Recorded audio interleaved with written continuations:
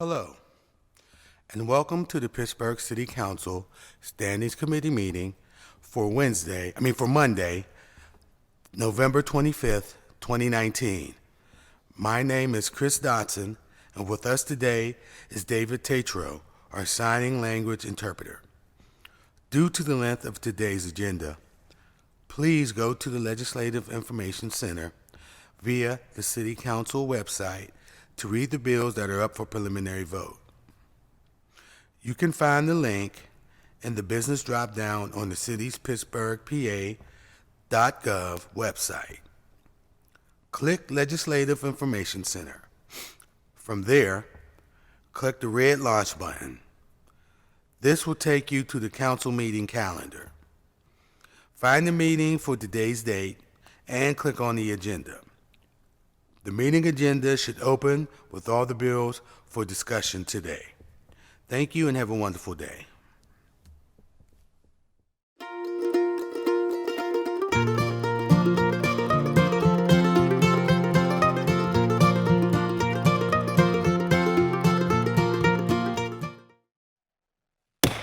Good afternoon and welcome to Pittsburgh City Council meeting of Monday, November 25th, 2019. First order of business is public comment. Members of the public, please come forward. You'll be given 3 minutes. Start off with your name and neighborhood that you're from. The green light means you have 3 minutes. Yellow light, 1 minute to summarize. Red light means your time has up, and please relinquish the podium. I'd like to remind everyone the rules of council state that comment is limited to matters of concern, official action, or deliberation, which are or may be before council. Profanity will not be permitted, and order will be maintained at all times. First speaker, please. My name is Yvonne F. Brown. Okay, this is the 1:30 meeting. He started at 1:41.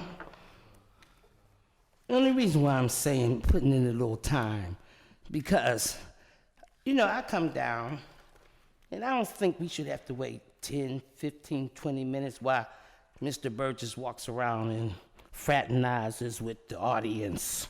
I am tired of it. If you add up all the times, 20 minutes to a half an hour, that you sit and socialize amongst yourself, all that, I believe, is theft of service. I think you should have to be fined. But I really got it. I am really upset because when I listened to last week, I heard Miss Harris. Not last week, but I heard Miss Harris. I thought she was coming in. I heard Miss Harris talk about the black man that's working at that water department, and she was saying about that he had a checkered background. My understanding that he's not around the children at all. Unlike Lelock. Come on, miss. You know what? You're always here late, and then you run in your mouth all the time. I do get tired of you, and I don't care for you at all. Please, Miss Gross, Miss Gross, please let me talk. And you need to tell her to stop. Please do not attack the members. Listen, I am talking about how they'll talk about a black man. A black man. But when I brought down that Lelock was going every day and taking a little boy up in the room, wrestling with him, that's when they threw the chairs, these white councilmen threw the chairs and walked out. My son called me that night. I bust out crying. I said, there's a little boy that's being taken up in the room. I'm told that his parents are slow. A little white boy. And you got nerve enough to sit there. She had nerve enough to sit there and worry about when I came to you. When we come and we said our children, instead of 1 child, it was 4 that he had been getting. That this white, because when I went to Andy Sheehan, he told me get away from him. When I was trying to tell him about the white guard taking a little white boy whose parents were slow. I fight for the little white boy, and I'll fight for any child that I know needs help. Miss Harris sitting there trying to act, and she's the reason why it was carried on. I wrote a letter to Specter. Specter said her boss, Bodak, will get a letter. Did she destroy it? Did she help hide that there was 1 boy and it ended up 4 little boys That this white man, but a black man, you'll talk about it like a dog. Next speaker, please. Good morning, Dr. Miller. Good afternoon. Good afternoon. Dr. Ronald N. Miller, Beltsuver, Linguistic Society of America. I'm the Global Intelligence Society candidate for president. You don't have to be a member of don't have to dissociate yourself from your party to be part of the GIS. We're interested in information and intelligence at the highest level to solve our problems. GlobalIntelligenceSociety.org. One of my heroes is Usain Bolt, and in tandem with that is Florence Griffith Joyner, FloJo. 10:49 and 9:58, 100 meters, moving at 10 meters per second. Now, my question is, metaphorically, is how fast does this council move when a crisis appears, or when there's a very serious problem, like a couple of our speakers raised this morning? The approach that is taken, I think, sometimes is just too slow. A concern of this council is citizen public comment, and you've moved very slowly in dealing with this problem, in my view. To myself and the Global Intelligence Society, nothing is more crucial to our democracy than securing the integrity of the vote in the United States by evidencing that a vote is irrefutably linked to a specific voter and providing the voter a receipt, and securing the inviolability of public comment by citizens during city council meetings in all of our states across the United States by drawing on non-governmental and governmental supervision. Now, after my public comment, November 2019, last week, Mr. Krause said, quote, "Thank you, we are glad you were here." Now, he's not in the room at the moment, but if Mr. Krause is really seriously glad that I am here, then I would like a number of things to be done in relationship to what I think is one of the most important things in our democracy, which is public comment. Pass an addition that says council, to the rules of council, that says council does not permit profanity. It's not in the rules of council, so it's a lie when you say that. Provide a definition of profanity. Provide us with a list of profane words and put it right here. So when people come in and want to do public comment, that they're informed by this. They know what is going on, and that when something goes awry, if there is a rule, there's no rule about profanity. If there is a rule, then the officer does what? What is the rule for expulsion? There is no clear rule. You're not running on this very fast, not running at FloJo speed, no doubt, but you're running out of time. You have 30 days to do that. Thank you very much. Next speaker, please. Seeing no other speakers, next speakers, please. I want to make sure I say it twice. Seeing no other speakers, we'll do the roll call. As clerk, please call the roll. Mr. Coghill. Here. Mrs. Gross. Here. Ms. Harris. President Kraus. Mr. Lavelle. Mr. O'Connor. Here. Mrs. Kell Smith. Here. Mrs. Strasburger. Here. Reverend Burgess. Here. 7 members present. Thank you very much. It takes us to Finance and Law Committee, which I am the chair. We have a supplemental paper. Bill 2330, resolution authorizing the issuance of a warrant in the amount of $33,000 to Jane D. Simone for arbitration services rendered in connection with Act 111 interest arbitration. I need a motion to hold for executive session. So moved. Need a second? All those in favor signify by saying aye. Aye. Opposers, nay. Next bill, please. Bill 2332, resolution authorizing the issuance of a warrant in the amount of $3,875 in favor of James and Randy Cohen for repair to their gas station line, which was damaged by a city DPW forestry crew performing stump removal and grinding operations of a city ROW tree at this location on September 19th, 2019. Motion to approve. Need a second? Second. Any conversation? No conversation. All those in favor signify by saying aye. Aye. Opposers, nay. Next bill, please. Bill 2225, resolution transferring the amount of $150,000 from the Office of Management and Budget's operating budget to the Workforce Development Fund, budget year 2019. Need a motion?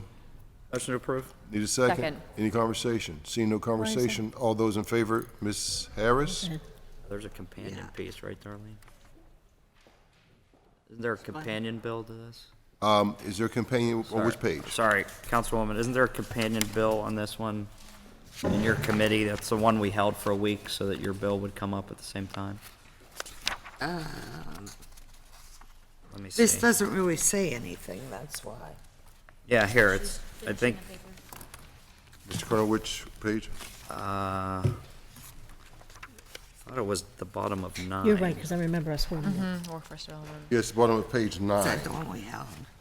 It is That's like- the one it we is- held, so the companion bills would be at the same time, is what I thought. Yes. So, do you want, Ms. Harris, do you want, it's in your committee, you want to bring both bills together up and vote them together since they are companion bills, or not? It's in my committee. The second bill is in your committee that we held. It is on page 9. I don't have the same page as you do. All right, it's under Human Resources Committee, Yeah, the bill Bill number. 2283. It's Be like- 22. Partners for Work is also 2286. It's 2286. Are there 3 bills 2280, together? oh, it's which one is it? Is it 2286. 2286 is the companion piece? Partner for Work. Yep.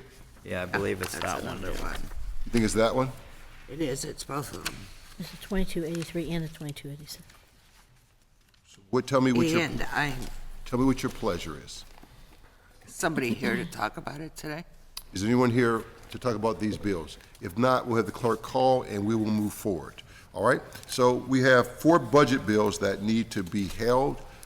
They are 2263, 2264, 2365, and 2281. If you could read all 4 of these bills, please. Bill 2264, resolution adopting and approving the 2020 capital budget and the 2020 CDBG grant program, the 2020 through 2025 capital improvement program. Bill number 2265, resolution fixing the number of officers and employees of the city for the 2020 fiscal year and the rate of compensation thereof, and setting maximum levels for designated positions. Bill number 2281, resolution authorizing the fee schedule for 2020 pursuant to Chapter 170 of the City Code. Need a motion to hold. The hold. Wait, how? I think you've been holding them from week to week. All right, Or we is can hold them week to week, or we can, when do we have to pass them by? Bill. Bill, Yeah, when do okay, the these, budget. when do the budget bills have to be passed by? When's the line item vote? It's the second week. The line item vote, I think, is December 12th. So we could hold these for 3 weeks or 4 weeks? Which one? I think it's more appropriate to allow them, Week. traditionally, we allow them to come up every week to allow, Need a motion to hold 1 week? Motion to hold 1 Need week. a second? Second. All those in favor signify by saying aye. Aye. Opposers, nay. They're held. Thank you very much. We have a new paper.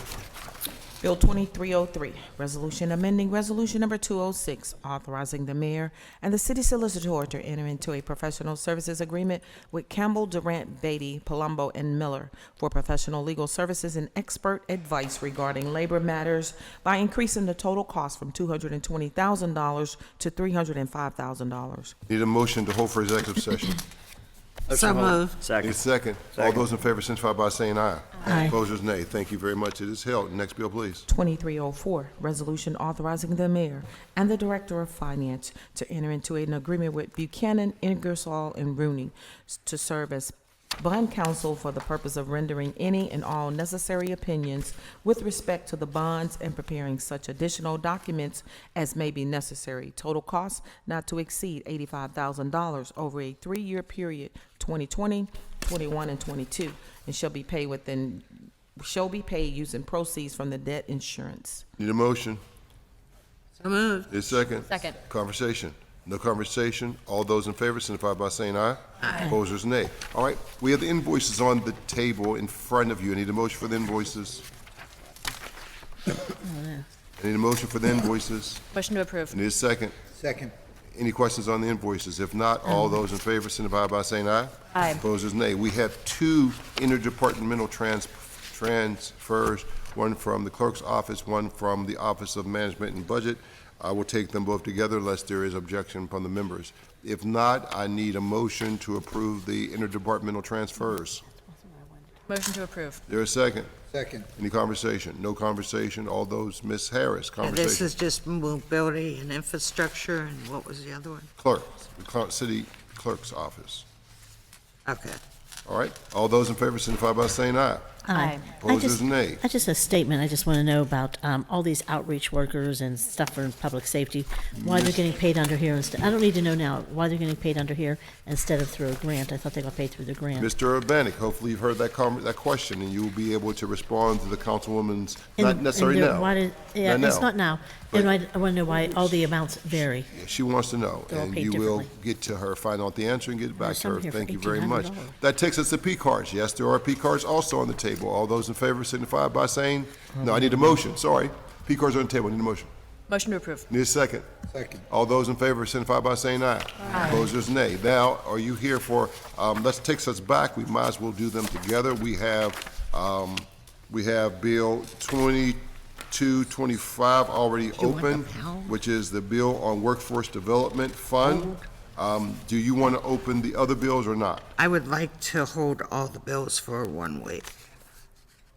Okay, so before we do that, let's introduce the bills you want to hold. We have 2225 on the table, and the other bills, we can either do them now, or you want to wait till you get to your committee to do it.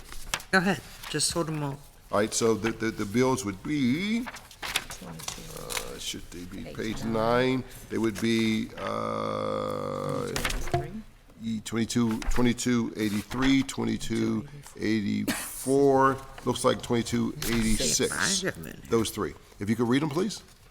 Okay, I read 2225 already. I'll read Yes. it again. No, you don't have to read 2225. You need to start with 2283. 2283, resolution authorizing the mayor and director of the Department of Human Resources and Civil Commission to enter into an agreement with UPMC Work Partners Life Solutions for services relating to the administration of the city's Employees Assistant Program for a sum not to exceed $150,000 over 3 years for the payment of the cost thereof. Bill number 2284, resolution authorizing the mayor and director of the Department of Human Resources and Civil Commission to enter into an agreement with Connect Your Care for services relating to the administration of the city's flexible spending account program for a sum not to exceed $23,100 over 3 years for the payment of the costs thereof. Bill number 2286, resolution authorizing the mayor and director of the Office of Management and Budget to enter into a corporation agreement with Partner for Work for the shared operation and administration of the Workforce Development Fund for a period of 2 years from the opening of the fund in an amount not to exceed $250,000 for the payment of costs thereof. All right, so you want Hold 1 week as per the administration. you want all three, so I need a motion for bills. I need a motion to hold bills 2225, 2283, 2284, and 2286 for 1 week. Need such a motion. I just gave that. Thank you. I'm just making it clear what the question is. Need a second. Any other conversation on the hold? If not, all those in favor signify by saying aye. Aye. Opposers, nay. Let's finish this committee since we're here. Bill 2309. Bill 2309, resolution amending resolution number 692, providing that the city enter into a professional services agreement with Industrial Organization Solution by increasing the authorized amount by $50,000 and by Where is extending the term 1 year. I need a motion. That's Ms. Harris. What number is that? Bill 2309. 2309. Is this mine? It's yours. Okay. Need a motion.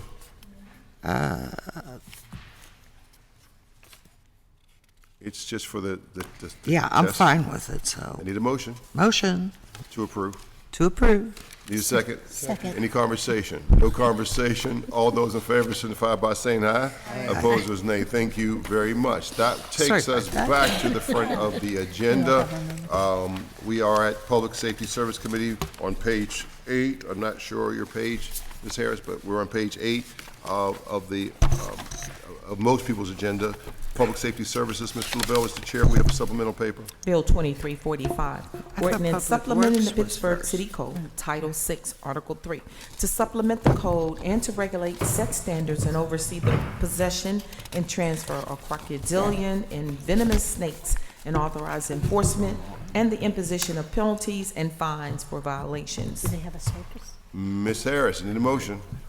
Well, it's Mr. Lavelle, I'm sorry, you've arrived. I need a motion. Motion to approve with discussion. Need a Second. Second. Mr. Lavelle. I'll defer to the bill Ms. sponsor. Harris. Okay. Yes, I've probably been working on this approximately a year now, and if nobody has a copy of it with them, it was sent email, but my staff's apologies if they sent it late to you. But many of us, including myself, for the last year, maybe longer, have had different reptiles in our districts getting caught, such as alligators and snakes and so on. This chapter, I've been working with both venomous and non-venomous, but we're not doing nothing with the non-venomous snakes. Have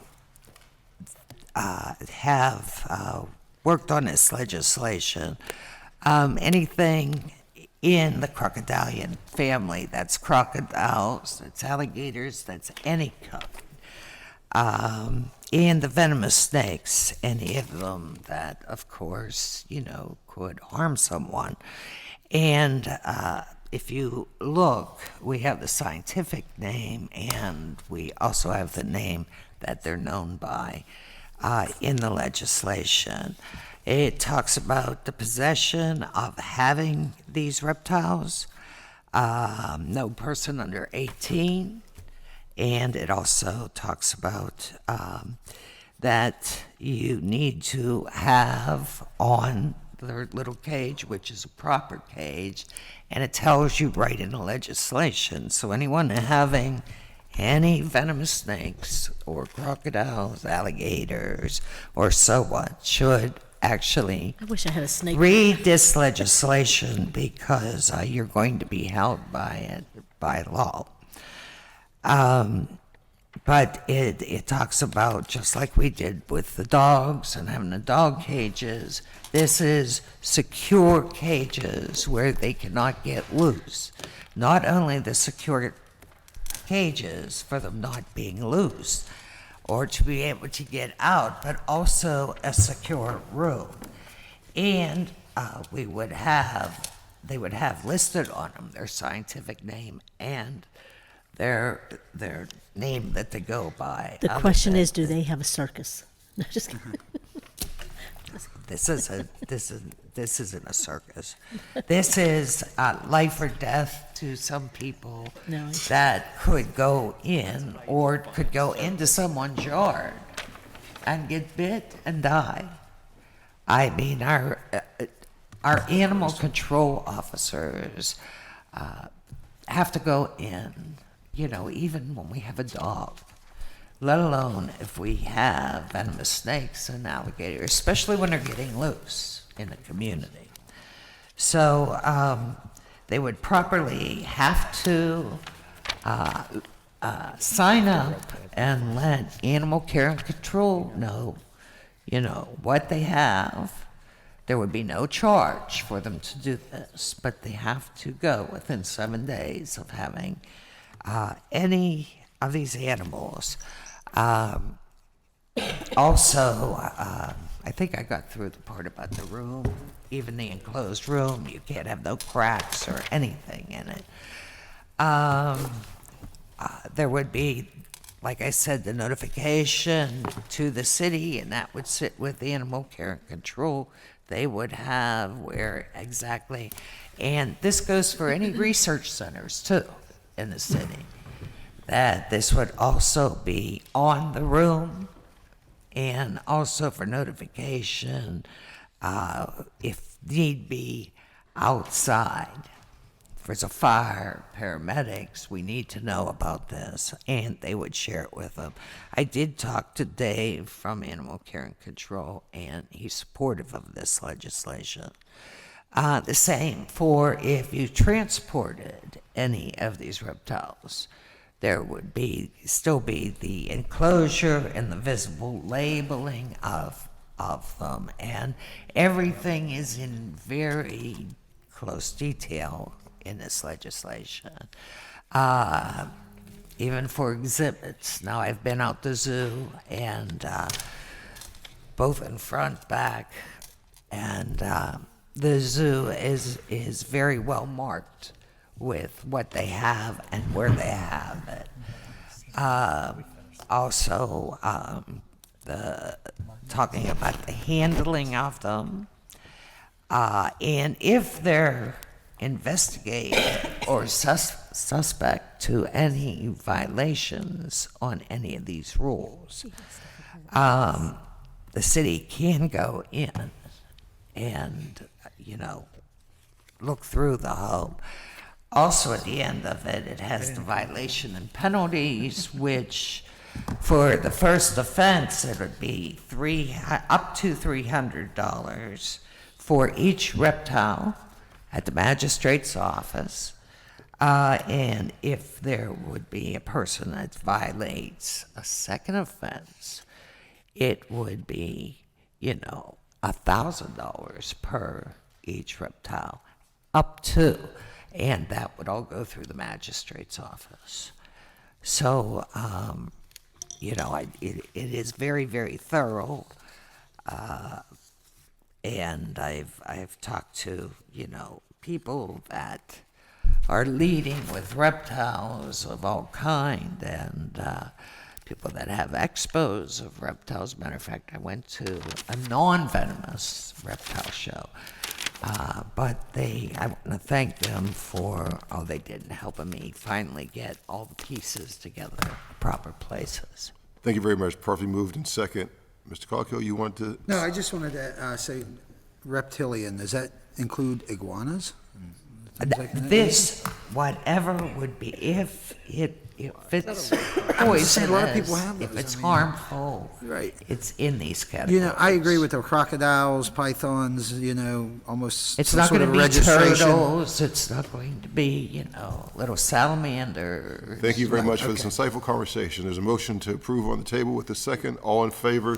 Mr. Just briefly. Kraus. So I'm sure the legislation has the best of intent. I have not had a chance to read it. Thank you, but I'm not going to read it here now. It came up awful quickly. My only one concern is possible budgetary impact that isn't defined in there if the Public Safety Department is actually housing data that they need to go out and collect from people that have these, and the people hours that are going to be involved in that. I'm just putting it out there. So Okay. for today, I'll hold off. They would until I can have ask. to, they have to register with Animal Care and Control.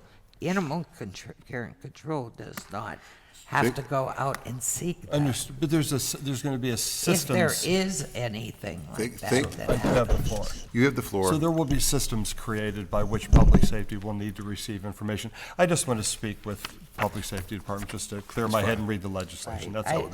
So I there's a don't know if you heard me, that We heard you. Dave is very, very supportive of this legislation. The one thing that they don't have that he wants them to have is, some more education on, how to bag these. So there's a motion to approve on the table with a second. All those in favor signify by saying aye. Aye. Opposers, nay. Abstention? I'll just abstain. And one abstention. For the- Thank you very much. Thank you very much. Thank you very much. That exhausts the Public Safety Committee, Public Safety Services Committee. That takes us to Public Works Committee. Ms. Kell Smith is chair. We have a deferred paper. Bill 2002, resolution vacating a portion of Gatlin Street in the 10th Ward, 7th Council District. Need a motion, Mrs. Smith. Motion to hold 3 weeks. Need a second? Second. All those in favor signify by saying aye. Aye. Opposers, nay. Next bill, please. Bill 2314, resolution providing for a contract for the design, repairs, maintenance, improvements, emergencies, and/or the purchase of materials, equipment, and supplies in connection with the Liberty Avenue Highway Safety Improvement Program project, and providing for a reimbursement agreement with the Commonwealth Department of Transportation, and providing for the payment thereof $797,570.66. Need a motion, Ms. Smith. Motion to approve. Need a second. All those in favor signify by saying aye. Aye. Opposers, nay. Next bill, please. Bill 2315, resolution authorizing the mayor and the director of mobility and infrastructure to apply for grant funding from the Pennsylvania Department of Transportation under the Multi-Modular Transportation Fund, providing for sidewalks construction, curb reconstruction, street and pedestrian lighting, and small retaining walls on Irvine Street. Proposal include an ask of $840,000 with a local match of $356,452 included in the 2019 capital budget. In the event the grant is awarded, this resolution provides for an agreement and expenditures not to exceed $1,196,452. Need a motion? Motion to approve. Need a second? Second. Any conversation? No conversation. All those in favor signify by saying aye. Aye. Opposers, nay. Next bill, please. Bill 2316, resolution authorizing the mayor and director of mobility and infrastructure to apply for grant funding from the Pennsylvania Department of Transportation under the Multi-Modular Transportation Fund to provide funding for the design and construction of the Davis Avenue Bridge. This grant proposal includes an ask of $1,803,533 with a local match of $772,943 included in the 2020 capital budget. In the event the grant is awarded, this resolution provides for an agreement and expenditures not to exceed $2,576,476. Need a motion? Motion to approve. Need a second? Any conversation? No conversation. All those in favor signify by saying aye. Aye. Opposers, nay. Next bill, please. Bill 2317, resolution authorizing the mayor and director of public works and finance on behalf of the city to Councilwoman enter Harris into an abstained from agreement that. with Duquesne Light to provide an easement to Last bill. Duquesne Light Yeah. and in accordance with Resolution 564, allowing for the erection, installation to provide for electricity to power the neighborhood, including Highland Park and its amenities, and use of an underground electrical system and associated apparatus upon the city's property at the Forestry Division on Stanton Avenue in Highland Park for the purpose of electrical services. Before I enter this bill, I need to make a technical notice that on the last bill, 2019-2316, Councilwoman Harris registered an abstention. So All right. noted. All right, that takes us to Bill 2317. I need a motion to approve. Ms. Smith? Motion to approve. Need a second? Second. Any conversation? No conversation. All those in favor signify by saying aye. Aye. Opposers, nay. That takes us to page 10 of most agendas, and that's the Land Use and Economic Development Committee. Mrs. Gross is the chair. We have deferred paper. Bill 2031, ordinance Yes, amending the we help. Pittsburgh Code Title 9 zoning Article 1 by changing from EMI to UI with frontage on James Street, 20th Street, 21st Mary Street, Edwards Way, and Harcum Way. I need a motion to hold for a public hearing. Motion to hold for a Oh, public. excuse me. Ms. Gross, it This is the is, land use, is it not? Councilwoman Harris, motion to approve? No, I need a motion to Motion hold. past public hearing. Second. Second. all those in favor signify by saying aye. Aye. Sorry about Opposers, nay. It's held for public hearing. Next bill, please. This is not my right thing. Bill 2229, resolution authorizing the mayor and the director of city planning to receive $80,000 in grant award per agreement between the city and the Pennsylvania Department of Conservation and Natural Resources executed 5/15 of 19 to support the development of an Emerald View Park master plan and to further enter into contract to hire consultants Meredith Chase to develop aforementioned master plan with additional city expenditures. Local match not to exceed $55,000 for a total contract value not to exceed $135,000. Need a motion? Motion to approve a discussion. Need a second? Second. I'm going to defer to Councilwoman Smith because I know that she's had some concerns. Thank you. So it's my understanding we don't have to pass this until, as long as we pass it by the end of 2020. And so, is that correct? That's what we were told last week outside the hall. Councilwoman Gross, do you want to come to the table? So I want to make sure, because really, I think that we should be waiting, well, if we're talking about all this park stuff which is coming up, we should be making sure that, This doesn't have anything to do with the. it will have something to do with the parks, though. It will. It absolutely will. It will go to Pittsburgh Parks Conservancy. It won't. Could you talk Sure. about how long, the Andrew Dash, timeframe? Acting Director, Department of City Planning. I think what we had discussed, Councilman, is that the grant expires at the end of 2020. So we have to go through the master planning process with the community and complete Which that takes process about by how the long? end of the year. Because we're going through one with Sheridan Park, I think it was like 4 meetings or something like that. Yeah, so the process is typically close to a year because we do a lot of inventorying, in the very beginning of the process.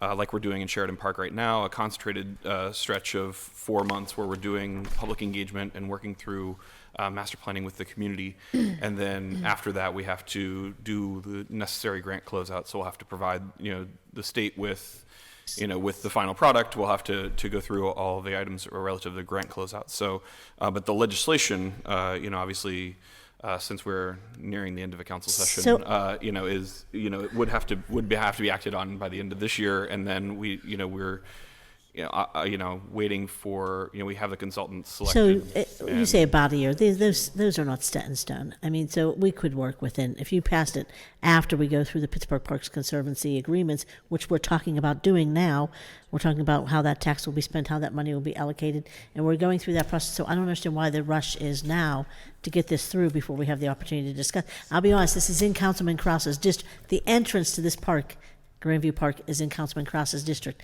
The bulk of the park is in my district, and a portion in Councilman Coghill's district.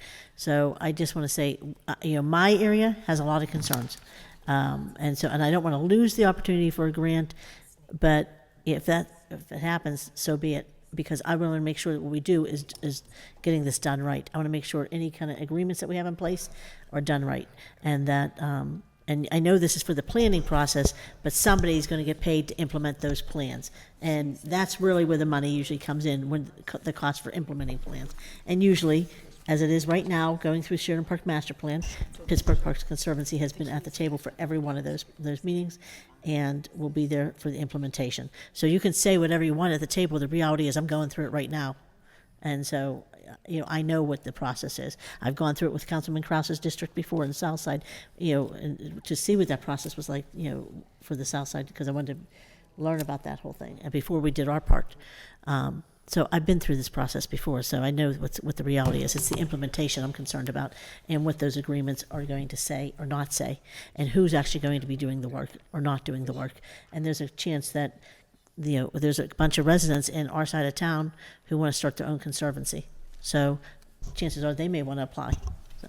And I think that for the purposes that they, figuring out implementation would be something that would be done after at the conclusion of the master planning. I feel like once work. it's done, it's done. It's late. And the intention is that the legislation that's here is for the city, through the Department of City Planning, to lead and direct and complete the master plan. Well, that's really as what part of it this should be that way, right? I mean, it should be the city planning is doing all the plans. So that's the intent of the legislation, Councilwoman. Anything else, Mrs.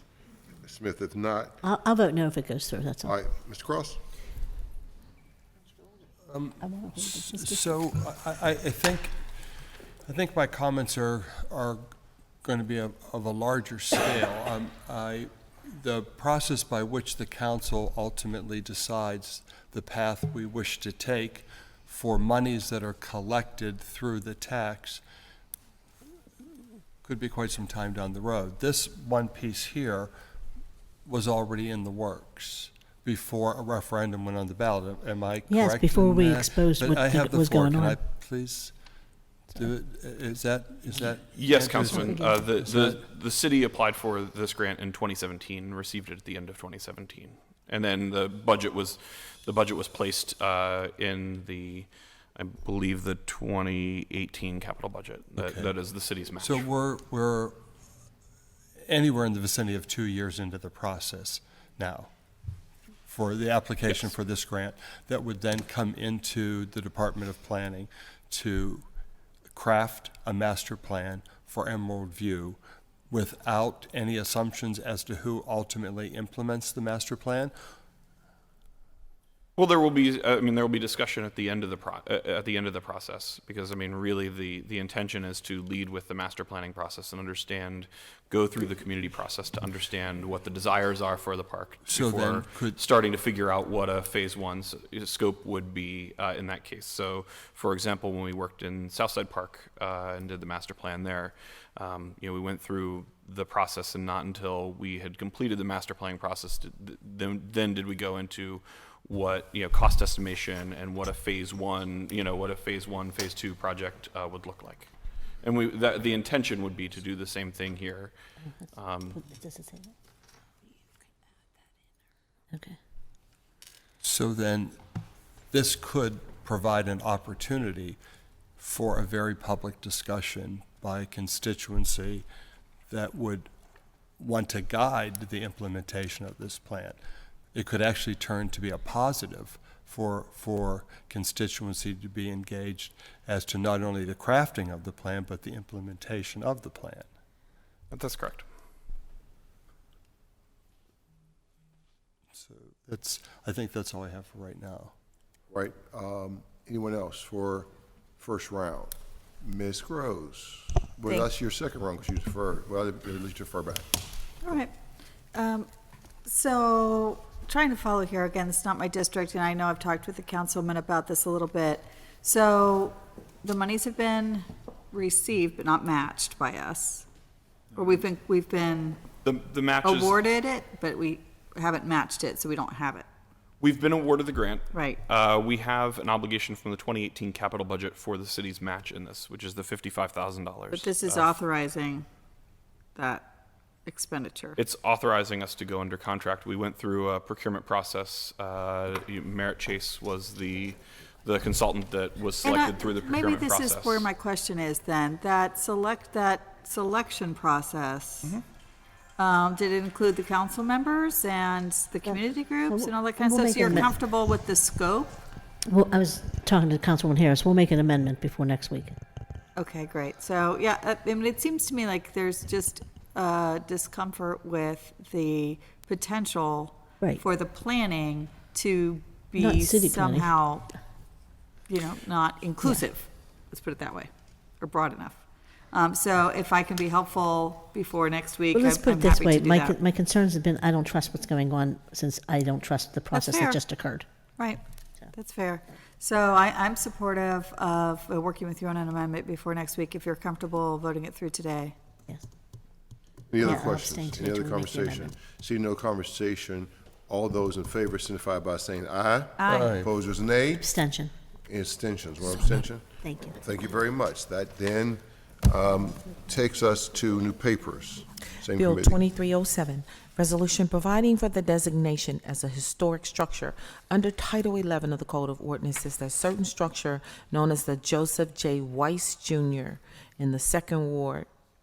I need a motion to Motion hold to for hold public for hearing. Cablecast public hearing? Need a second. All those in favor signify by saying aye. Aye. Opposers, nay. Next bill, please. Bill 2308, resolution authorizing the mayor and director of city planning to accept a grant from the Pennsylvania Museum and Historical Commission in the amount of $22,000. This grant will be used in conjunction with department funds to execute a contract with Michael Baker International for an architectural inventory of historic structures in the Oakland and Upper Hill neighborhood of the city, not to exceed $102,000. Motion to approve? Need a second. Second. Ms. Gross, any conversation? Defer. Ms. Strasburger. Thank you. I do have a question if there's someone here to speak to this bill.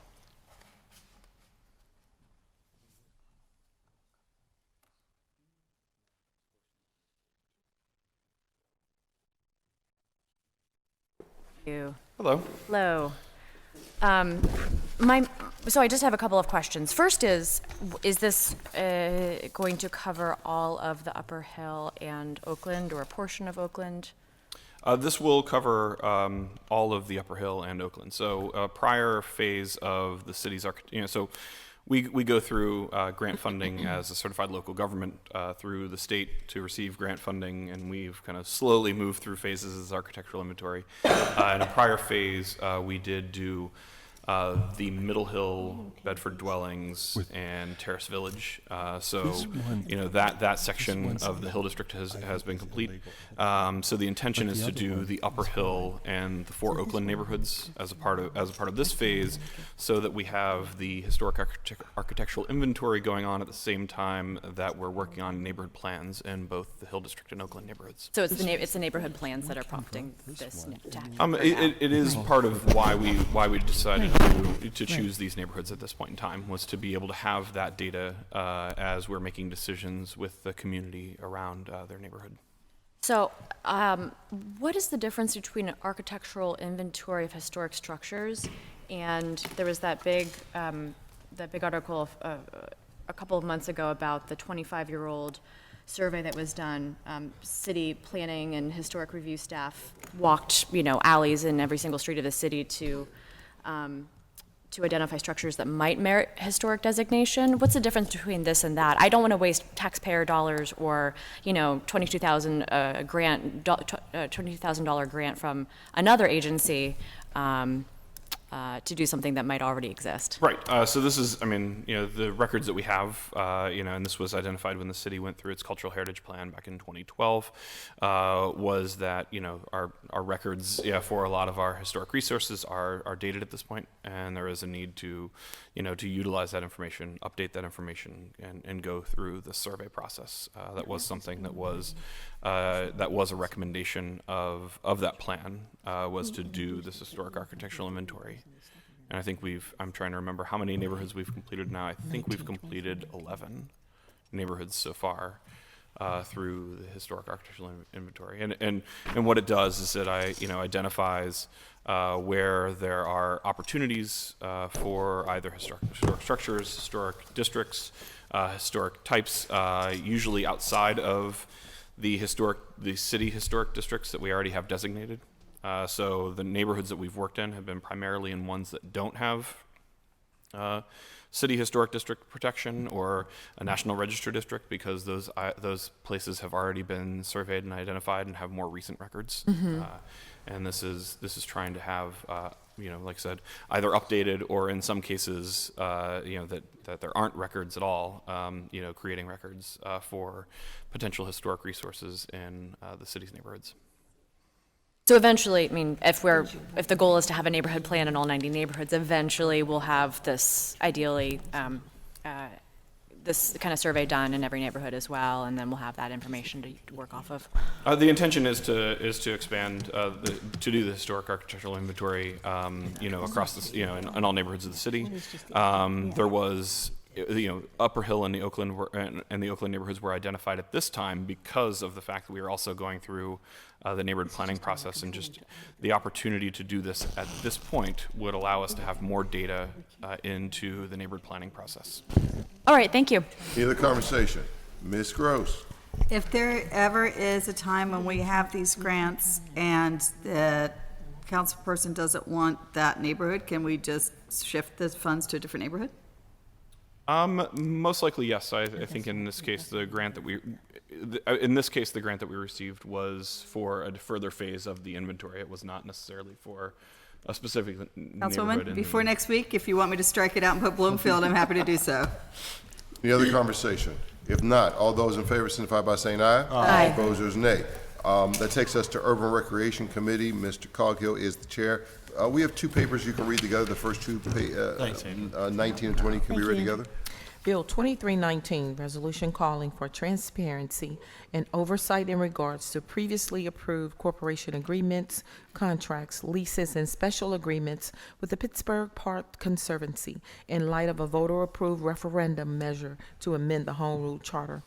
Bill number 2320, resolution authorizing and directing the Pittsburgh City Controller to perform an audit of all contracts, agreements, and leases between the city and the Pittsburgh Park Conservancy, as well as the administering agencies, departments, authorities, and entities within the Controller's jurisdiction to do so pursuant to the power outlined in the Home Rule Charter. I need a motion, Mr. Coghill. Motion to approve without discussion. With With discussion. Plenty of discussion. Transparency. Motion to Councilman. approve with a brief I discussion. need a second. Second. Mr. Coghill? I defer to Councilwoman Kell Smith. So, okay, well, I'm going to say that Councilwoman Coghill, Councilwoman Gross, and myself met over the weekend, and then we also have been talking with Councilwoman Harris about our concerns about some of the things that just occurred. And we want to make sure that any money that is going through Pittsburgh Parks Conservancy or for our parks are used in the way the public intends them to be used, in the way that they should be used. And my concern was that, I say this repeatedly, about an eighth of the public voted to tax the rest of the city of Pittsburgh. And so it's very difficult to say that that is the voice of the people when it was such a close vote. And so, I mean, it certainly wasn't an overwhelming referendum from the public. So we want to assure the residents that we're not supportive, that we are going to do all that we can to look over these dollars. And my biggest thing is that council has to have a say, because when you take council out, that is the voice of the people. And so people may think, oh, you don't want those politicians involved. Well, who do you think is going to be your voice if we're not here? The bottom line is you're going to have a nonprofit running your tax dollars. And so we want to make sure, and I don't think that was going to happen. I just want to make sure that we all want to make sure that our dollars are spent wisely, your dollars are spent wisely, our dollars are spent wisely.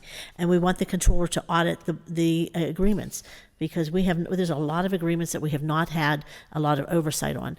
And, you know, for me, my biggest thing has been, I'm always concerned that we're going one step away from privatization of a lot of our into parks and a lot of our departments, this being one of them.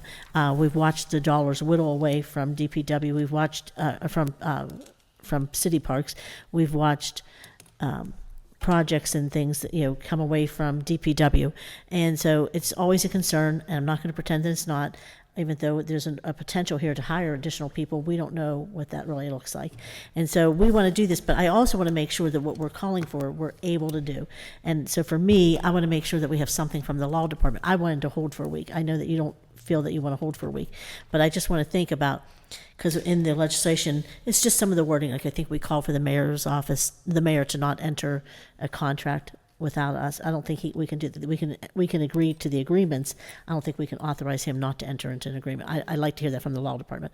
The other things that we can terminate an agreement or contract after we've entered them, and I believe legally we probably put the city in a liable situation. So I think I just want to hear from the law department what the wording should be, what it could be, and, you know, where we are with this. And so I'd like to hold that first bill, but I'd still like to pass the second bill. I'd like to pass, I'd like to hold 2319 and pass 2320, unless we get somebody from the law department down here right now to talk about it. But I really thought we should talk about it privately. Thank you very much, Mr. Coghill. No, I deferred to Councilwoman Kell-Smith because I knew you would cover all the relevant points. And thank you for doing that again as to this entire situation. I'd be glad to, and I talked to Councilwoman Strasburger. She had the same concerns.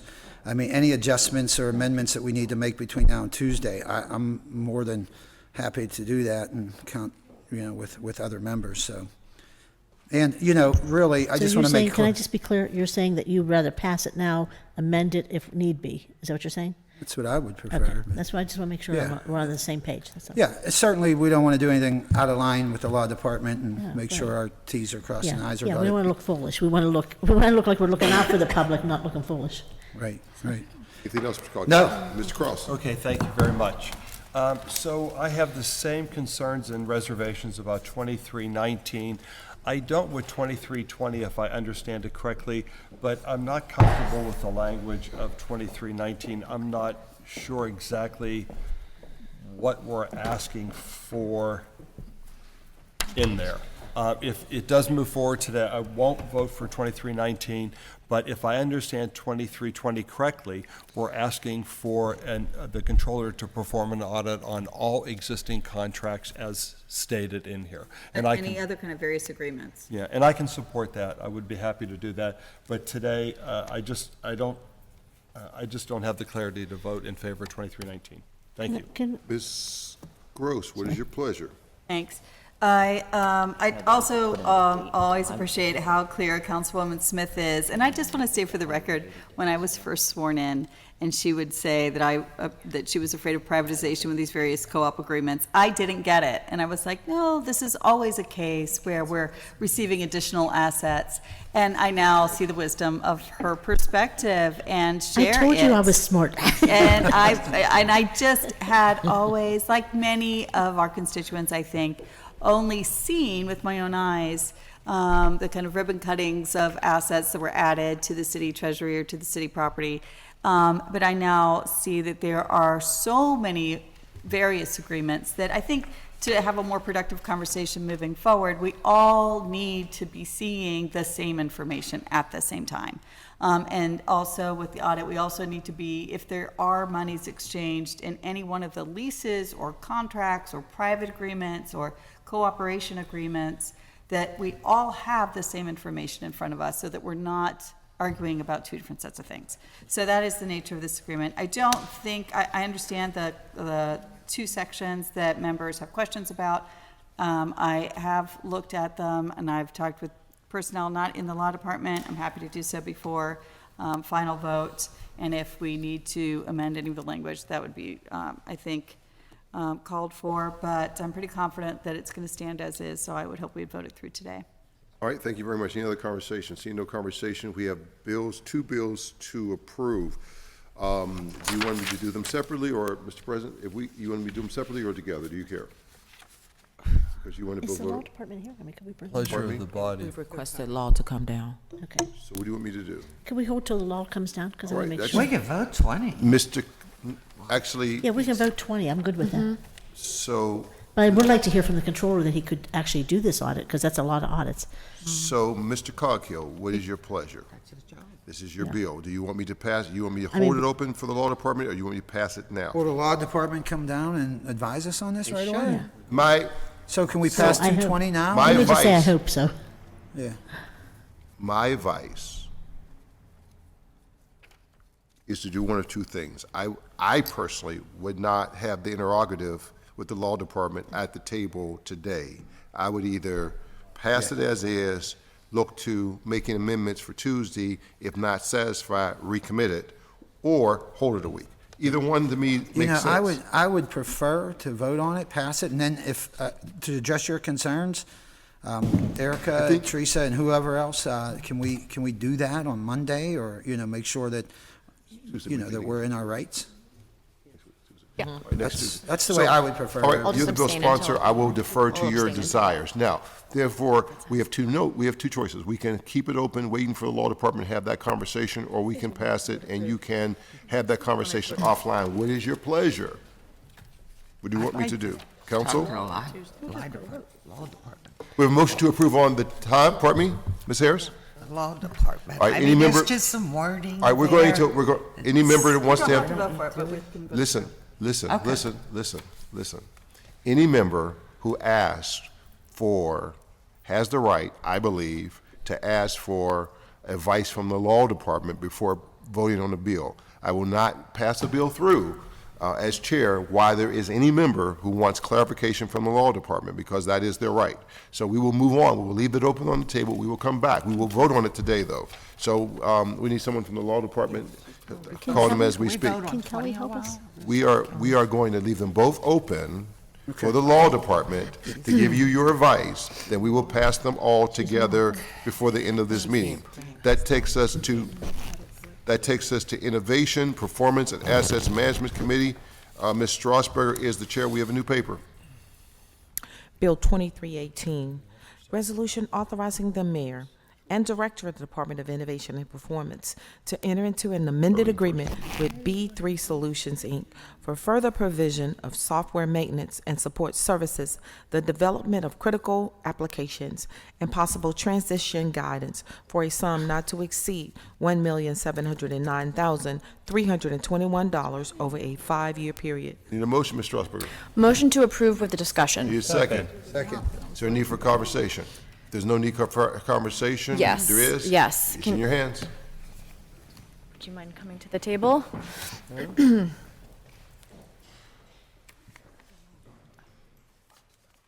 Oh, my God. Good afternoon. Thank you for being here.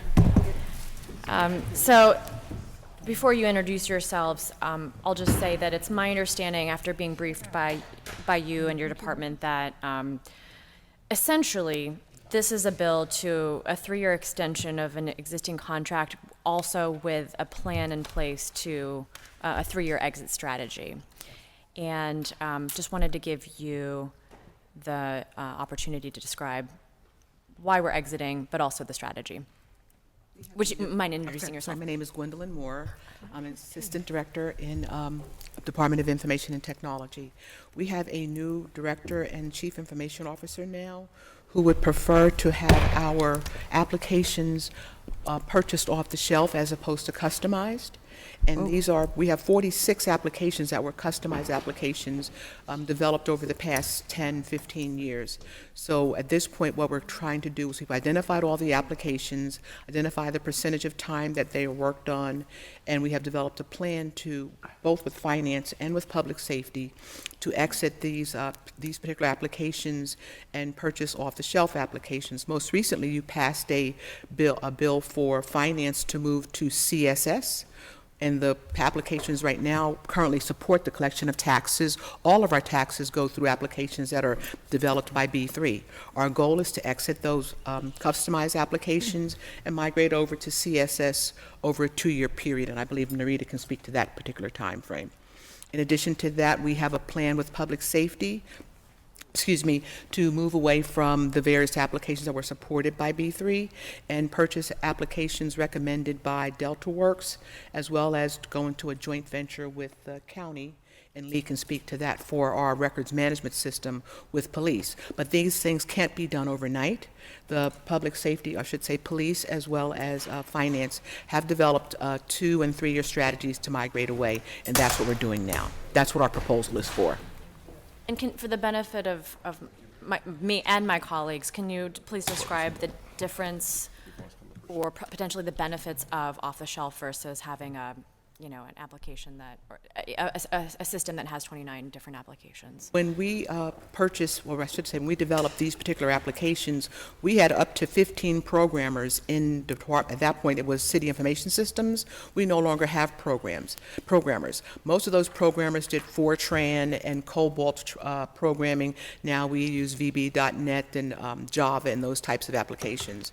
It's very difficult for the city to maintain programmers who can support customized development of applications, because the average developer in the city of Pittsburgh makes between $125 to $250, sometimes $300 an hour.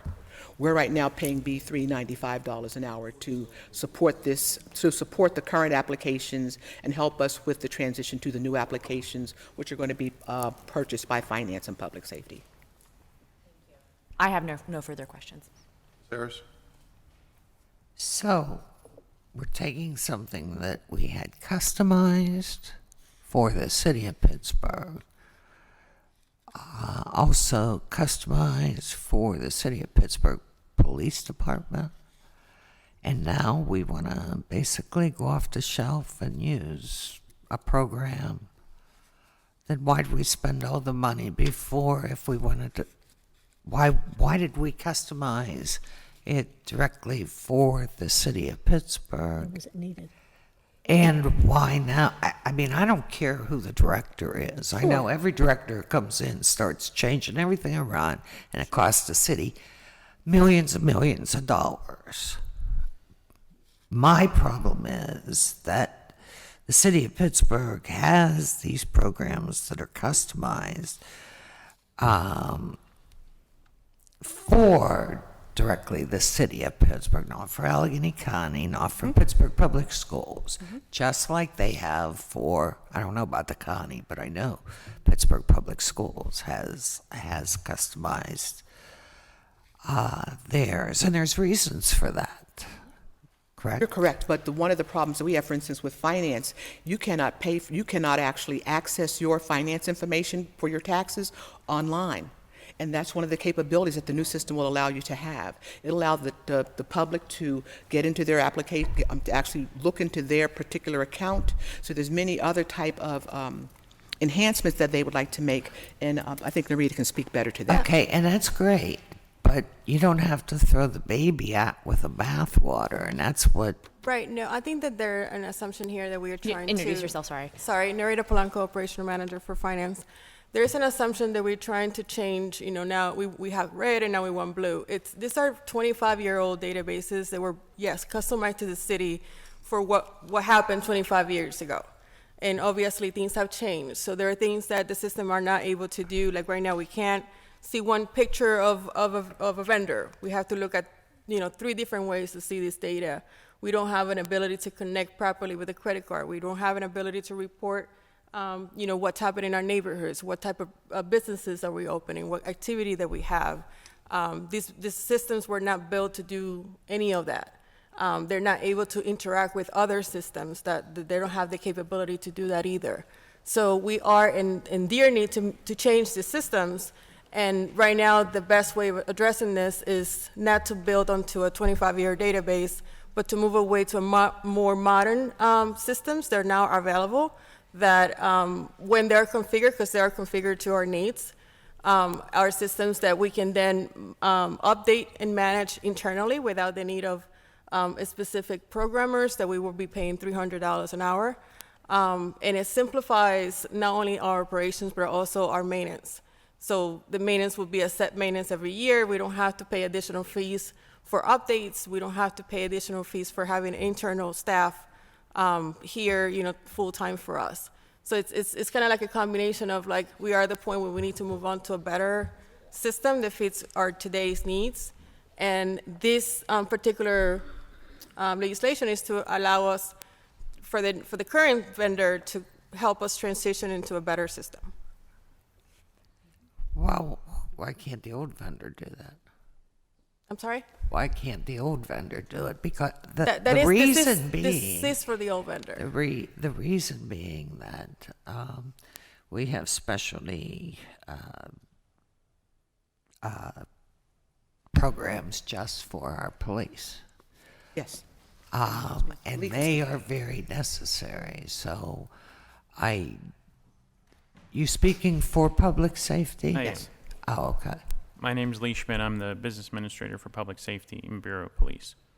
I worked with our IMP department as well as Delta Works, which is a firm that came in to do a technology roadmap for public safety overall, but obviously a large concentration is police because of it being the largest bureau.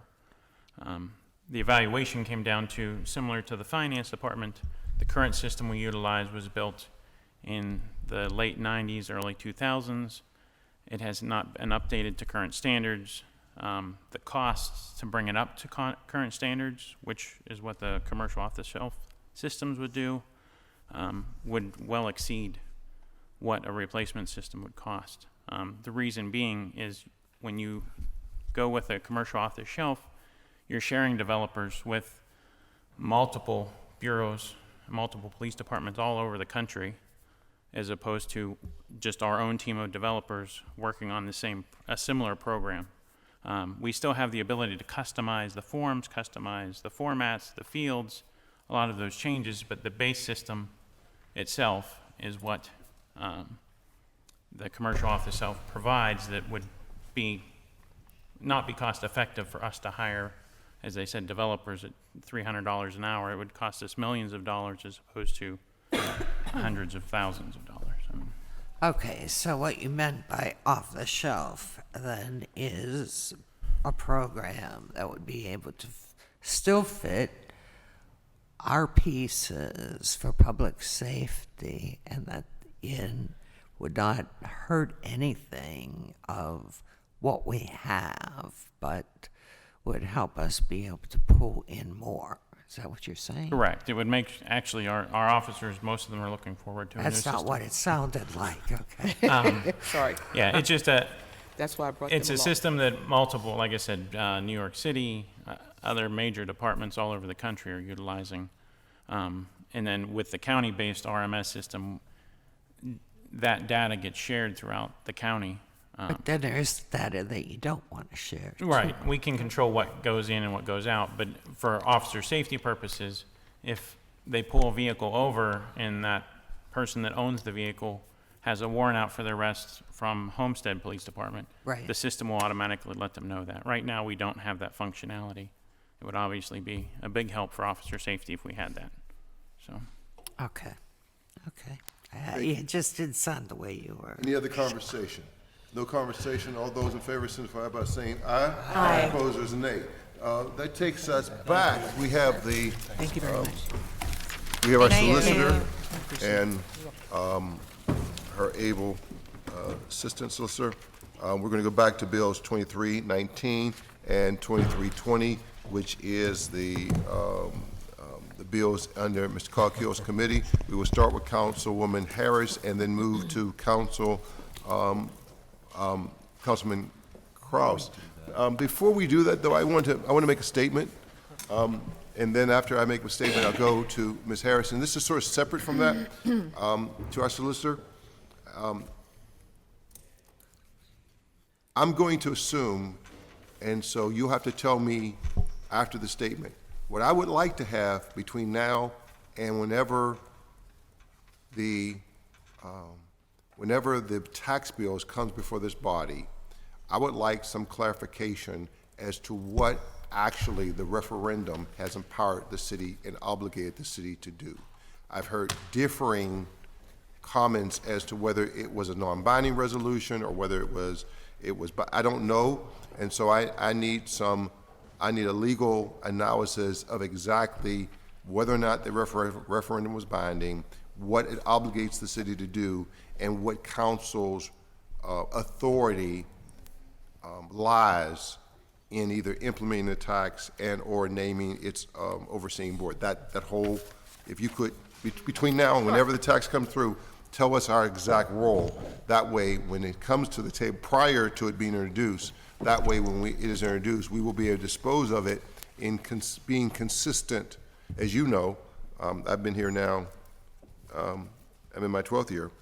I have never, ever, not one time, ever challenged the law department's authority to decide, and never went against your advice. So tell me what we can do, and then I will operate underneath that advice. Make sense? Sure. All right, so I want to make that first. Ms. Harris, you have the floor. Now, I would hope council mostly would stay on these two bills, and let's resist the urge to go down the road to relitigate the tax. Other than to say that up front, hopefully by saying that up front, I got rid of that conversation. Hopefully you didn't, and hopefully we can have a real conversation. All right, Ms. Harris. I don't have no question on 20, so mine is on 19. Now, when the referendum was put to the people, and 60% of the voters voted on it, it still has to come before council to be approved. Is that correct? Are you saying the referendum or the tax? Tax. Has to come before. Yes, the tax has to come before council. Okay. So nothing can happen unless the body of council votes for it.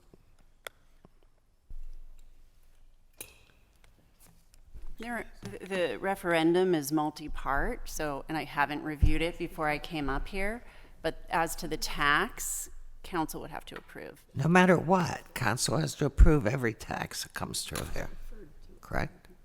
So again, I hope not to have, I tried to not have this conversation. I just want to make sure that, I mean.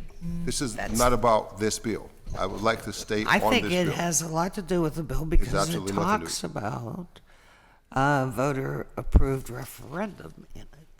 It has to do not with that specifically, actually. It has Well, to if do it with don't have to fighting. do with that, then I don't really have any questions. Thank you Because very much. it says, Ms. it Gross, says, I just want to clarify, this is not directly on the referendum, it's actually finding out background information, right? She wasn't This here. is, I did, do you want to? Whoever the bill sponsor is. yeah, go ahead. No, we are all co-sponsors, right? So we want to be sure, for right now, when we've been going through this conversation, there have been questions both from constituents and council members about, a lease here or a cooperative agreement there, or how many of these agreements, and so it past. appears that, yes, the current, all Yes. the current Yes. private agreements between the city and the private nonprofit, Has nothing to do with the Parks Conservancy.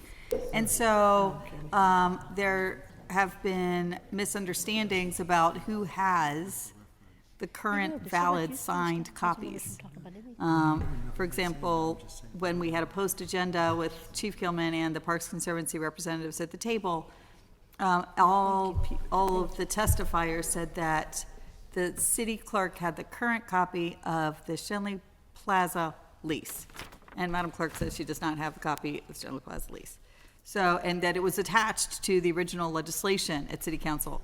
It is not attached to the original legislation. I mean, our city clerk is in charge of keeping track of all legislation back to, I don't know what year, 17 what, Madam Clerk? Right, and forward, right, and current. So that is what is in our vault. That is what all of the staff at the city clerk's office keep track of. And so for us to make sure that we're all reading the same agreements and maybe not a different version of something, or that I was given then a draft of the Shenley Plaza Councilwoman, we lease do have. specifically that does not have 11 attachments on it. So we just need those all on the table. Yeah, as per the resolution, we are compiling all the final versions that the law department has, and we will have them, we were planning to deliver a copy of the entire packet to the city clerk, and she can make it available to all members, or however you would like. That was my understanding, and I really appreciate that. Sure. And that's what I read the administration said, both in private and in the newspaper, that they're readying all of the agreements, and Yes, so everybody's, and we should be able everybody's to. fine. Yes, we should be able to make them available for you even before the December 13th date. That's excellent. Sure. Thank you very Glad much. to hear it. Thank you very much, Mr. Cross. Hi, welcome, thanks for being here. So, if the heart of the legislation then is to put into council's hands previous agreements with the stated entities here, then it is accomplished, or will be accomplished once it is in our hands. You're at a disadvantage. You don't have the legislation in front of you, do you? We do have Okay, copies. you do. So, sans the whereas clauses, I just sort of wanted to go into the meat of it under Section 1, transparency. Sure. That the council directs the mayor, which I think are some of the words that kind of concern me, in that I'm not sure councils direct mayors. I mean, we request content continually all the time. I don't know that verbiage gives me some pause.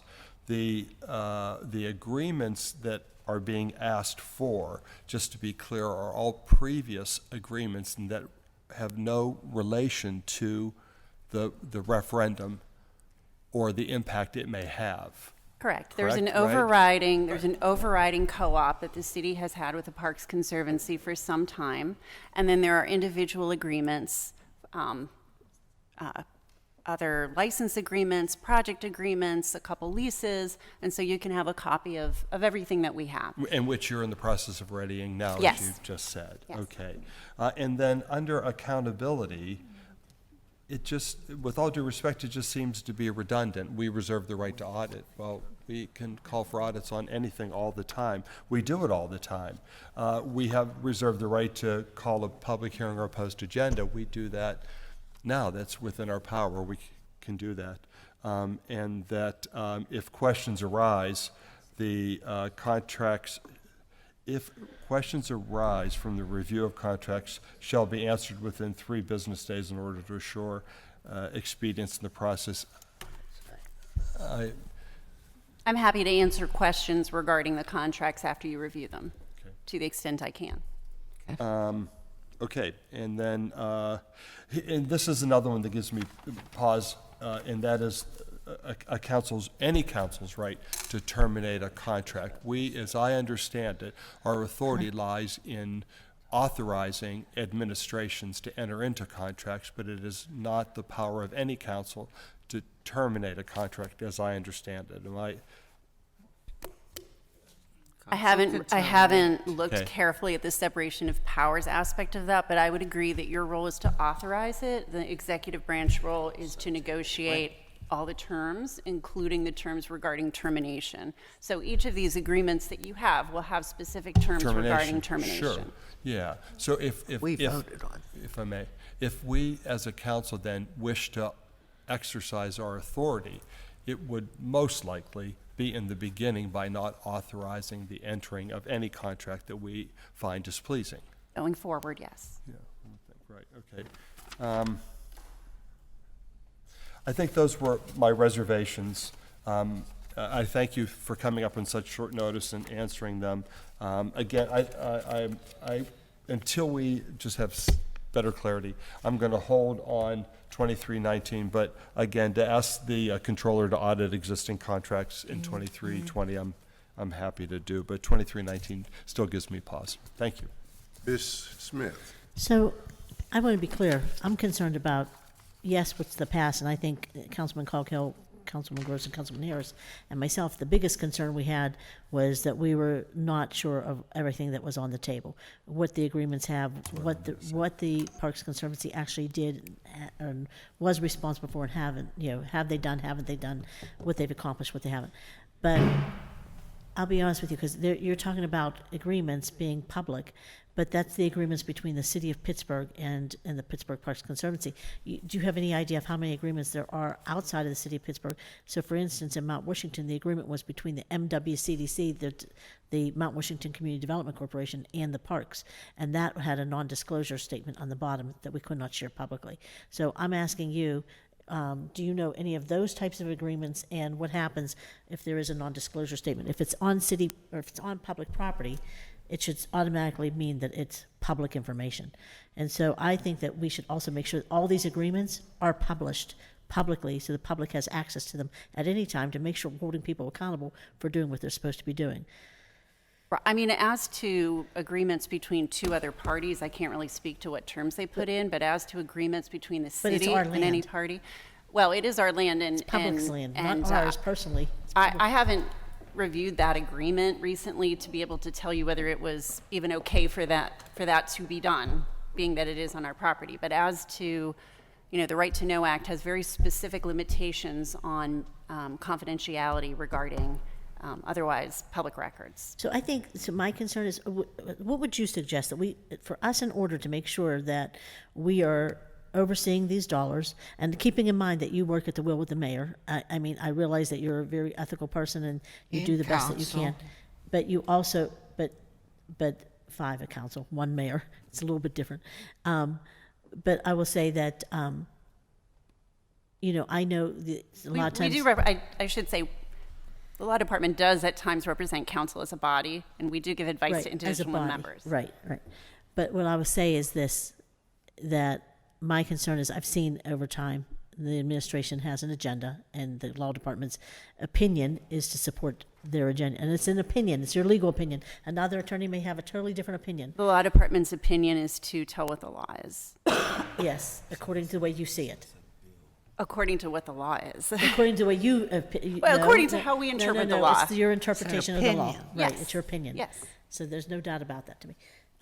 So for me, I would ask, how would you advise council to put something in place to make sure that we are doing our best to make sure we're looking at the taxpayer dollars, how they're spent?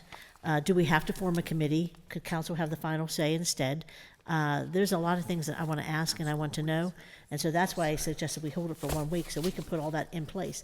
And would you work with us on that wording to make sure that we're getting exactly what we want in place? And I'd want to do it soon. If not, I think we just pass it.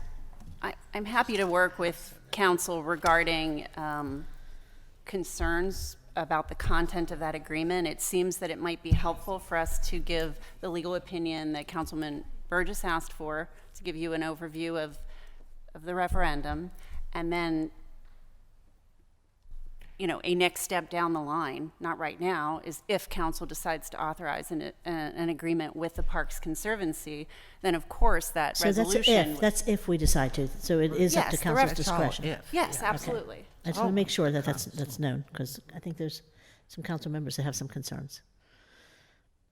Okay. Yeah, it's discretionary. It's not just the Pittsburgh Parks Conservancy. It's a parks. I think it's Or worded. it's any a Parks conservancy. It's yeah. a conservancy. Yeah, a conservancy. It's a conservancy. I read it. Yeah. Okay. So that means 19th Ward can commit or could create their own conservancy, and apply for the funding, or 14th Ward could do the same, or whatever. Okay. I just want to make sure we're all on the same page here. Okay, so that's me. I would like to, I don't know, whatever your will is, over this next week, I'd like to take the time to work with the law department to get something in writing that's concrete and accomplishes the goals we want to accomplish. And I think we'd have to have that conversation. My goal is to make sure that city planning's doing our planning, DPW is doing our work, to make sure the public's dollars are well spent and wisely spent. To me, giving it to an organization that spends a good portion of it on their own operations is not necessarily what the taxpayers wanted. If they wanted to do that, they would offer all of our directors a raise. They would offer our police officers a raise. You know, there's a lot of people that could offer a raise around here if that's what they wanted to do. Without really getting into advice at the table, I would also note that there are other steps that are going to have to take place before an agreement with any conservancy, such as setting up the trust fund itself, which Right. council will have to vote on. So there are a number of And the controller steps. has to be the one to do that, correct? I think I read that, the controller has to be the one. I I'm think almost certain the controller the sets up controller trust is funds. involved in setting up the trust fund. After but council directs him to do so. Right, so the Yeah. council would create the trust fund and determine how it could be, how the money could be spent. And, Right. so So there council there never are really directs a him number of to, he never steps has to. that will have to occur before any agreement with the conservancy would come before you for authorization. I just like keeping things public, and so I have a lot of concern Mr. about this. Coghill. No, I just want to simplify things on my end. You know, this steps that we're taking with this legislation, to me, is simply any PPS who we are kind of forced into a partnership with, we're going to be, it seems, in one way or Well, another. she just said, no, we're not, but okay. Okay, but, you know, at least the PPS seems to think so, I would say. And at this time, you know, we just need to see everything on the table. You know, it's just a matter of transparency, and that's my point on it. What we can do is we can get you the agreements we already have. We were checking to see if we could find additional ones, but I'll get you the agreements definitely before your next meeting, so you can see what we have. And then after that, if we have to supplement with additional agreements we find, I'll just do that. Fantastic. So, anyone else first round? I will lay this on the table. I'm going to try to stay out of this conversation and not give my real concerns until it comes before us. But I will say this. I heard a lot of conversation about equity and the need for it to be and to service low and moderate income communities, in particular African-American communities. I've heard a lot of that in the campaign. I heard a lot of that in public hearing before council. And so I will say this. I'm an old guy, and I have sometimes trust issues, right? I have trust issues. And so if an organization is not diverse, and their staff is not diverse, and their board members are not diverse, I'm not going to trust them or give them any money to oversee issues of equity and diversity. Because if they are not themselves a symbol of what they advocate for, I will not believe or trust that they shall have my trust. And I would then always consider council as the people's table. I believe the best place for the oversight of any monies, taxpayers' dollars, is this table. And I will, and so I'm just saying, I'm not disparaging anyone. I'm simply saying my position is that the control of that is an inherent right of council. I will be very reticent. I will be extraordinarily reticent to abdicate council's control of taxpayers' dollars. The library tax was different in that the state gave them the authority to do that without our participation. This is different. They need our participation. And I am going to be, I'm old, I have trust issues. I trust council. And so I will not advocate our responsibility to oversee those dollars, and I mean oversee them down to the penny. Yeah, I just want to say this one thing. That's Can not- I just say something to that? Yeah. I just want to say, and I share your concerns, but there was a lot of talk, and that was part of what bothered me, is I felt that there were neighborhoods that were targeted for the passage of this tax. And I think a lot of promises made in terms of equity. But if you do some kind of researches where they touted Minneapolis parks a lot, because the director at Pittsburgh Parks Conservancy came from there, and they also took a lot of residents on tours, paid for tours for people to go see those parks, so they can come back home and pitch them, I suppose, in the community. So there was a lot that things that occurred behind the scenes getting this approved. including the person in Sheridan who was offered a trip to go see the parks. I don't know if any of yours went or were offered. But anyway, you can Google Minneapolis Parks and Recreation Board passes ordinances, and it talks about how the parks are great and they're measured high by a lot of people, but they didn't measure racial equity when they talked about the parks. Then when you talk about our parks in the city of Pittsburgh, they were ranked number 23 out of 100 parks as top parks, as one of the top parks. So our parks were not considered something horrific, as everybody's trying to make it sound like we have such a gap. But there may be a gap, but our parks were still rated pretty high. But you can also look at racial inequality in the Minneapolis park system, an article in The Atlantic. And there's a civil rights movement unfolds in Minneapolis. Can Minneapolis parks achieve excellence and equity? I mean, it just goes on and on and on, all the things that, and the question, and how a group of people had to fight to get their parks fixed in a predominantly minority, low-income community. So when we talked about, there was a lot of talk. You're right, it was talk. I don't know if we can compare it to what happened in Minneapolis to what may be happening here, but I'm saying if that was the measure that we were using and taking, it was believed in those parks so much that we took people on field trips, then it's based on a lot of the articles I've read, they certainly haven't measured up to what the ad for Pittsburgh was. So I'll just say that. Thank you very much. Ms. Strasburger. Thank you. I just want to clarify, I know there's a lot that's been thrown at you, and so I just wanted to clarify that one of the things that you'll be getting us prior to our next vote is the questions that Council President Kraus asked about transparency, Section 1A-C, and the separation of powers issues, right? Just whether council can direct the mayor on a number of things, and then whether council has the power to preemptively set a termination date. I just wanted to confirm that was on your list. I mean, we were planning to give a legal opinion regarding the first three questions that Councilman Burgess asked. I can also get specifically, we can address separation of powers, and the fifth item that you wanted us to address is really just what Councilman Kraus had brought up. So, the separation of powers is it. As to the termination. So can I just say, I think that's Yes. what we want to work on over the next week and the council, if you want to be a part of those meetings with us, we can all take turns, being a part of it and making sure we're getting the information. So I think we have all the information on the table, right? Thank you very much for coming. We have a motion to approve on the table. All those in favor signify by saying aye. Aye. For two bills, and we want to make Mr. Kraus wants to make a split of his vote. He wants to vote either abstain on the first bill and On 2319, I'll vote no for today until we get answers back from law. But I will vote aye on 2320. Thank you very much. All right, now that takes us down to, I believe, the last committee of the day. We have some people who have been very patient. We are at the Intergovernmental Affairs Committee. Mr. Connor is the chair. We have new paper. Thank you. Bill 2310, resolution adopting plan revision to the city's official sewer facilities plan for 308 Milton Burger Street. Motion to approve. Need a second? Second. Any conversation? No conversation. All those in favor signify by saying aye. Next bill, please.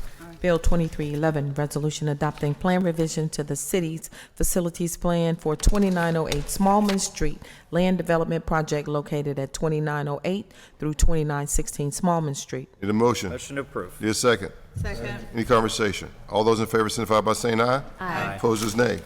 Next bill, please. Bill 2312, resolution adopting plan revision to the city's sewer facilities plan for 614 Edmond Street, duplex 614 Edmond. Motion to approve. Need a second? Second.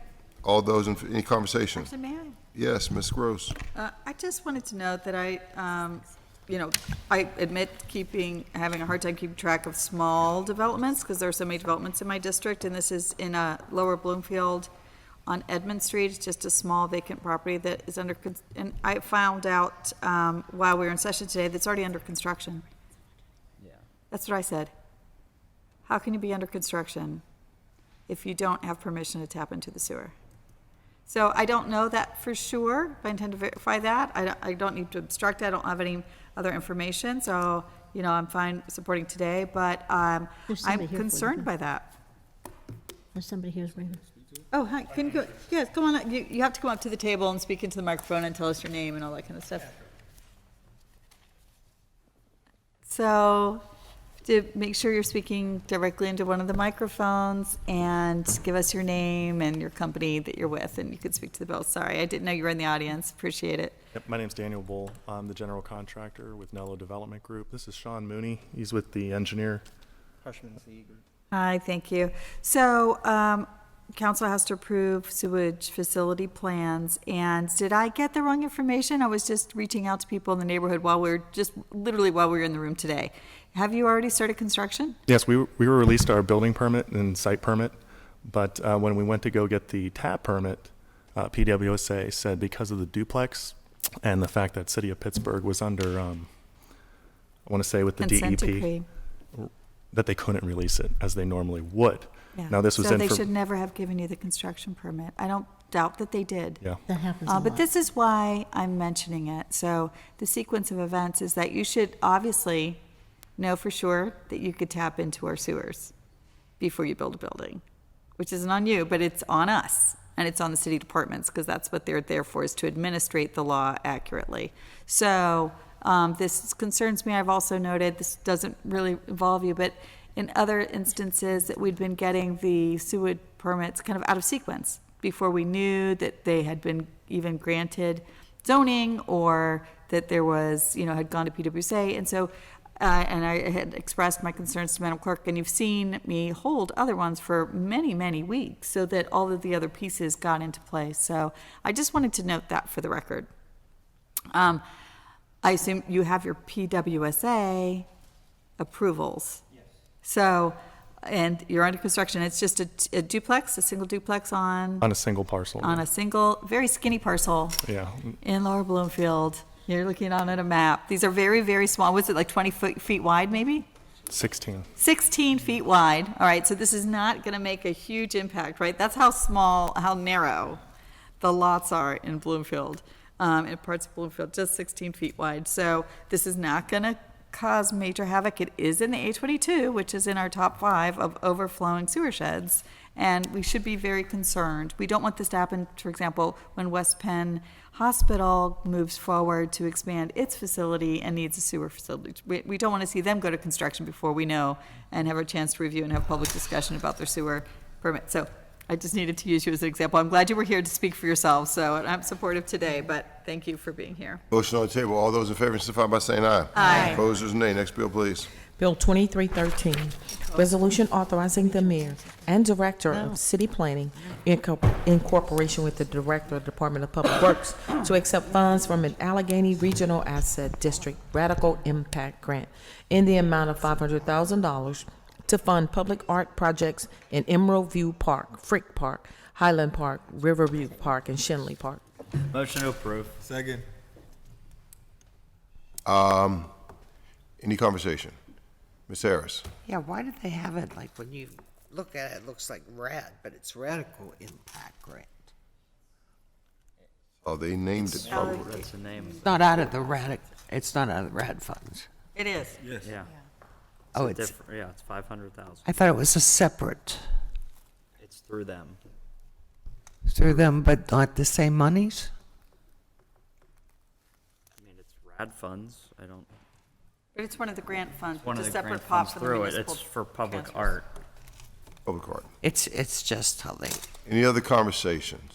Seeing no conversation, all those in favor signify by saying aye. Aye. Opposers, nay. All right, we're at the end of our meeting. I will announce budget hearings continue tomorrow, Tuesday, November 26th, and with the housing, parking, and sports and exhibition and stadium authorities, and at 1:30 with PWSA in Alcoasand. There are no meetings for Wednesday, November 27th. Due to Thanksgiving holiday, clerk and council offices will be closed this Thursday and Friday, November 28th and 29th. Council budget hearings will continue Monday, December 2nd at 10 a.m. with Innovation and Performance and the URA. And at 1:30 with the offices of the Mayor and Controller, Human Relations Commission, and City Planning. We were all here today. Any other conversation? If not, I'll accept the motion to approve the minutes and adjourn the meeting. So moved. Second. All in favor signify by saying aye. Aye. Opposers, nay. We are adjourned.